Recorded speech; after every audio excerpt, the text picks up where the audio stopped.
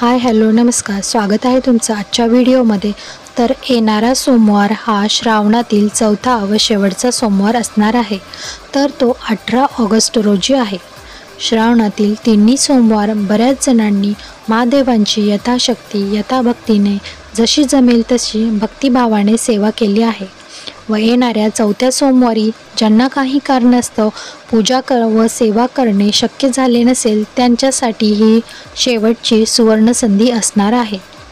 तर बऱ्याच जणांचा पहिला सोमवार सेवा करणे शक्य झाले नसेल किंवा बऱ्याच जणांना दुसरा किंवा कुणाला तिसरा सोमवार सेवा करणे शक्य झाले नसेल तर त्यांनी चौथ्या सोमवारी म्हणजे येणाऱ्या सोमवारी उपवास व राहिलेल्या सेवा कराव्यात।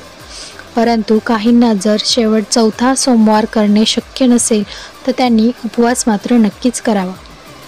तर शेवटच्या सोमवारी पूजा कशी करावी, तसेच ज्यांनी रुद्राभिषेक केला नसेल त्यांनी रुद्राभिषेक अवश्य करावा। तसेच बरेच जण श्रावणात सत्यनारायण देखील करतात। ज्यांना आधीच्या सोमवारी किंवा पौर्णिमेला सत्यनारायण करणे शक्य झाले नसेल त्यांनी शेवटच्या सोमवारी सत्यनारायण करावा। तसेच रुद्राभिषेक देखील करू शकता। तर हा रुद्राभिषेक कसा करावा याचा डिटेल व्हिडिओ चॅनलवरती आहे, तुम्ही तेथे जा, तुम्हाला सर्व माहिती मिळून जाईल। आता ज्यांना शिवलीलामृत ग्रंथाचे पारायण करायचे असेल ते देखील तुम्ही या दिवशी करू शकता। तर शेवटच्या सोमवारची पूजा कशी करावी, तसेच शेवटच्या सोमवारची शिवमूठ असणार आहे जव। तर रुद्राभिषेक ही भगवान शंकरांची सर्वात आवडती सेवा आणि सर्वात उच्च कोटीची सेवा आहे। तर बरेच जण श्रावणातील 4ही सोमवार रुद्राभिषेक करतात, पण ज्यांना शक्य नसेल त्यांनी शेवटच्या सोमवारी तरी रुद्राभिषेक नक्कीच करावा। तर बघा रुद्राभिषेक कसा करावा किंवा सोमवारची पूजा कशी करावी। तर प्रथम इथे चौरंग घ्यायचा, त्यावरती शुभ्र वस्त्र अंथरून घ्यायचे आहे। कोणतीही पूजा करण्याआधी आपण दीप प्रज्वलित करून घ्यायचे आहे। त्यानंतर प्रथम गणपती पूजन केले जाते। तर प्रथम आपल्याला गणपती पूजन करून घ्यायचे आहे। तर गणपती बाप्पांना पाण्याने, दुधाने किंवा पंचामृताने अभिषेक घालायचा आहे। मूर्ती स्वच्छ करून तिची स्थापना करायची आहे। गणपती बाप्पांना अक्षदा, फुलं, हळदी, कुंकू, चंदन, दुर्वा आणि गूळ खोबऱ्याचा नैवेद्य अर्पण करायचा आहे। त्यानंतर शिवपिंडीला प्रथम पाण्याने, त्यानंतर तुम्ही दुधाने किंवा पंचामृताने देखील अभिषेक करू शकता। तर शिवपिंडीवरती अभिषेक झाल्यानंतर शिवपिंड स्वच्छ करून ती तामनात ठेवावी। त्यावरती तुम्ही चमच्याने देखील जलाभिषेक करू शकता किंवा अशा प्रकारे गळती देखील ठेवू शकता व वाचन करावे।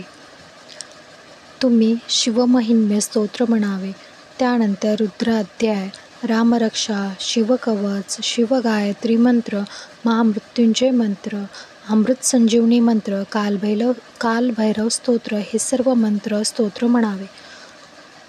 त्यानंतर ते पाणी घरातील व्यक्तींना प्यायला द्यावे, घरात शिंपडून घ्यावे, ते पाणी फेकू नये।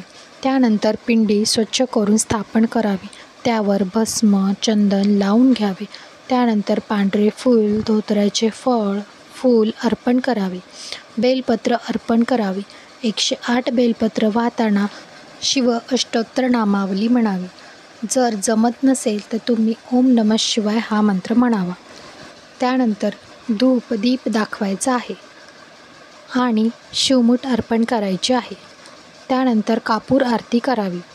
तर शेवटच्या सोमवारी आपल्याला ही गोष्ट अवश्य करायची आहे। तर शेवटच्या सोमवारी आपल्याला शिवमंदिरात जायचे आहे, शिवपिंडीचे दर्शन घ्यायचे आहे, महादेवांना वस्त्र अर्पण करायचे आहेत, पांढरे वस्त्र अर्पण करावे। तसेच जेवढी जमेल तेवढी दक्षिणा ठेवावी व कोरडा शिधा किंवा जे आपण स्वयंपाकात बनवले असेल ते मंदिरातील गुरुजींना दान द्यावे। यथाशक्ती यथाभक्तीने जे आणि जेवढे जमेल तितके तुम्ही द्यावे। किंवा जर तुम्हाला शक्य असेल तर एखाद्या गरीब व्यक्तीला यथाशक्ती अन्नदान किंवा वस्त्रदान तुम्ही अवश्य करावे। तसेच शेवटच्या सोमवारी एखाद्या सुवासिनीला हळदी कुंकूला बोलवावे, त्यांना दूध फळं खायला द्यावे। तुम्ही एकापेक्षा जास्त सुवासिनींना बोलवलं तर अतिउत्तम। कारण श्रावणात दान करण्याला खूप महत्त्व आहे आणि वर्षातून एकदा तरी या गोष्टी आपण नक्कीच करू शकतो.